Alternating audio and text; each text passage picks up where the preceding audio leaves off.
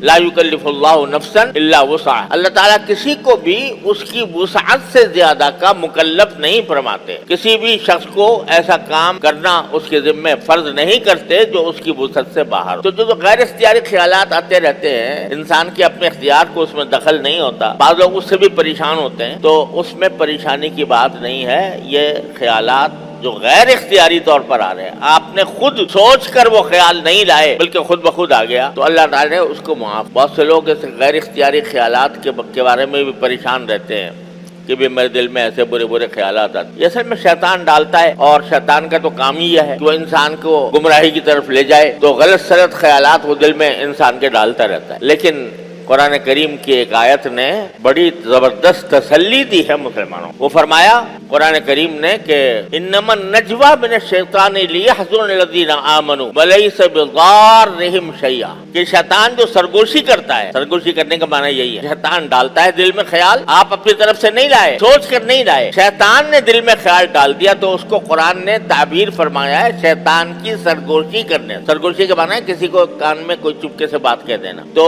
फरमाया कुरान करीम ने कि शैतान जो है ये क्या करता है, ये सरगोशी करता है, और सरगोशी करके बुरे ख्यालात दिल में ले आता है। लैसा बिज़ारिहिम शैआ, वहाँ वो क्यों करता है, ये काम क्यों करता है, लियहज़ुनल्लज़ीना आमनू, ताकि ईमान वालों को गमगीन करे। अब देखो बहुत से लोग मिलते हैं, वो बकसरत इस बात का जिक्र करते हैं, भाई हमें वसवसे बहुत आते, कभी अल्लाह कहते हैं ऐसे ऐसे वसवे आते हैं कि अपने ऊपर शुबह होता है कि हम काफिर तो नहीं हो गए, अल्लाह बचाए। अल्लाह ताला के बारे में वसवसे आ जाते हैं, अल्लाह ताला माफ करे। अंबिया किराम के बारे में आ जाते हैं, सहाबे किराम के बारे में आ जाते हैं, खुद ईमान के बारे में आ जाते हैं। ये गैर इख्तियारी वसवसे, तो ये जो गैर इख्तियारी वसवसे आते हैं उससे परेशान होते हैं लोग कि भाई क्या करूं मैं तो कहीं काफिर तो नहीं हो गया, मैं कोई अल्लाह के यहाँ मरदूद तो नहीं हो गया, ऐसे ख्यालात मेरे दिल में आ रहे हैं। नमाज में आ जाते हैं, सजदे के अंदर आ जाते हैं, तो कुरान ने कितनी तसल्ली के साथ फरमाया कि इन्नमा नजवा मिन शैतानी लियहज़ुनल्लज़ीना आमनू, ये शैतान की जो सरगोशी होती है, तुम्हारे दिल में बुरे बुरे वसवसे आते हैं, ये सब शैतान डालता है। इसलिए डालता है कि ताकि तुम्हें गमगीन करे, तुम्हें गम में मुब्तला करे। उसका काम तो यही है ना कि इंसान को तकलीफ पहुंचाए किसी न किसी तरह। तो ये वसवसे डालकर वो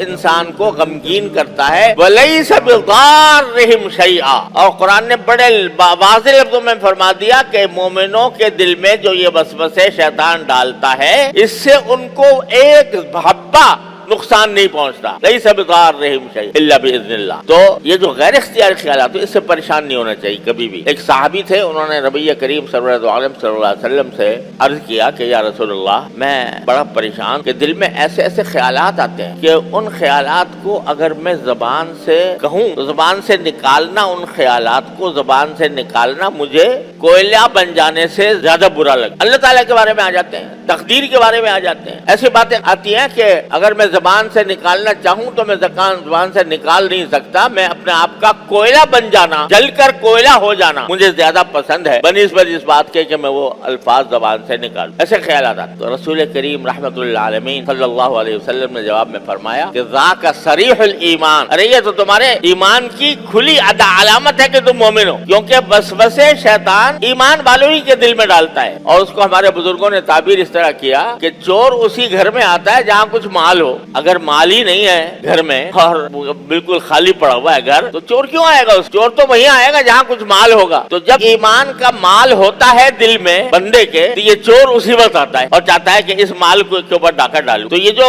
डाका डाल रहा है तुम्हारे ईमान के ऊपर दिल में वसवसा पैदा करके, तो ये तो तुम्हारे ईमान की अलामत है, मोमिन होने की अलामत है, घबराने की बात नहीं है। तुम खुद कह रहे हो कि ये अल्फाज में जबान पर ला नहीं सकता, क्योंकि अगर मैं कोयला बन जाऊं, जलकर कोयला हो जाऊं, वो मुझे ज्यादा पसंद है बनिस्बत इस बात के कि इस बात को मैं जबान पर लाऊं। ये कह रहे हो ना, ये क्यों कह रहे हो? इस वास्ते कि ईमान दिल में जागुज़ीन है, ईमान बैठा हुआ है दिल, वो इस वजह से तुम्हें जबान पर लाने की इजाजत नहीं देता। हाँ, वो आके परेशान तुम्हें बेशक कर रहा है, तो उस परेशान करने का इलाज क्या है कि उसको धुतकार दो, ला हौला वला कुव्वता इल्ला बिल्लाहिल अलिय्यिल अज़ीम कहकर उसको खत्म कर दो, उसकी तरफ ध्यान ही न करो, उससे परेशान भी ना हो। जितने परेशान होगे उतना ही वो और आएगा कि ये तो अच्छा मुझे मशगला हाथ आ गया, ये परेशान होता है, تو لاؤ بھائی اور خیال ڈالوں گا اور اگر تم پریشان نہ ہو اور یہ سوچو اللہ کا شکر ہے مجھے یہ میرے ایمان کی علامت ہے، رسول کریم صلی اللہ علیہ وسلم نے ارشاد فرما دیا، گواہی دے دی، قرآن نے کہہ دیا کہ تمہیں کچھ نقصان نہیں پہنچائے گا، تو پھر جب یہ تصور کر کے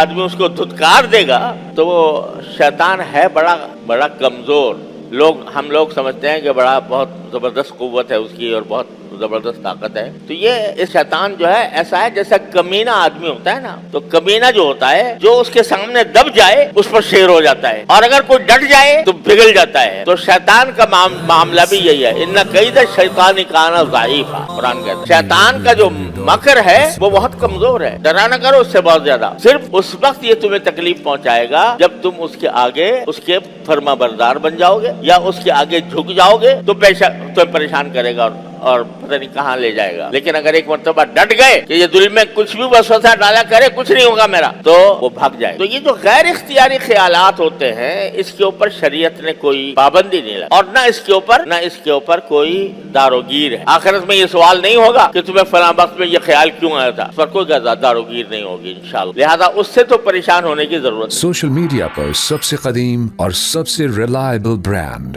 درسقرآن.com